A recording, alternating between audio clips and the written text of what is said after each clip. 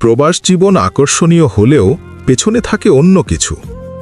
কেউ হয়তো কর্মজীবনের কিছু সময়ের জন্য প্রবাসী হন, আবার কেউ সারা জীবন কাটান সেখানে। এ জীবন কারো জন্য সুখের, কারো জন্য দুঃখের।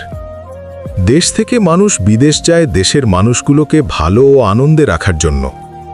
দেশের অর্থনীতিকে সচল রাখা ও বৈদেশিক মুদ্রার রিজার্ভ বাড়ানোর ক্ষেত্রেও প্রবাসীদের ভূমিকা কম নয়। প্রবাসের কর্মজীবীরা মা বাবা, ভাই বোন, স্ত্রী সন্তানকে ভালো রাখার জন্যই রাত দিন পরিশ্রম করে থাকেন। তাই প্রবাসের জীবন একটু ভিন্ন। প্রবাসের চলমান জীবন ও সম্পর্কের নানা অনুষঙ্গ নিয়ে বিস্তারিত লিখেছেন জাগো নিউজ মালয়েশিয়া প্রতিনিধি আহমাদুল কবির। প্রবাস জীবন।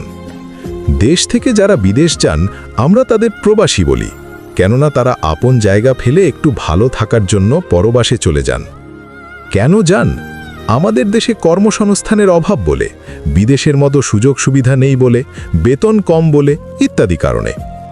এই কারণগুলোও থাকতো না আমরা যদি আমাদের দেশের ভেতরে দেশের মানুষদের জন্য সঠিক উপায়ে সুষ্ঠু কর্মসংস্থানের বৃদ্ধি করতে পারতাম।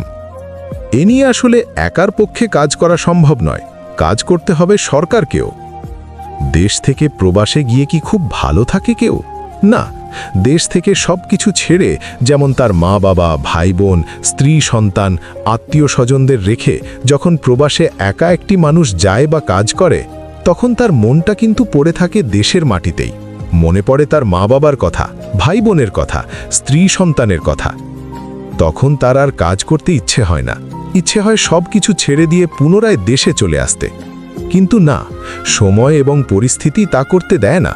কেননা সে যদি বিদেশ থেকে দেশে এসে পড়ে, তবে তার আপন মানুষগুলো অর্থকষ্টে ভুগবে।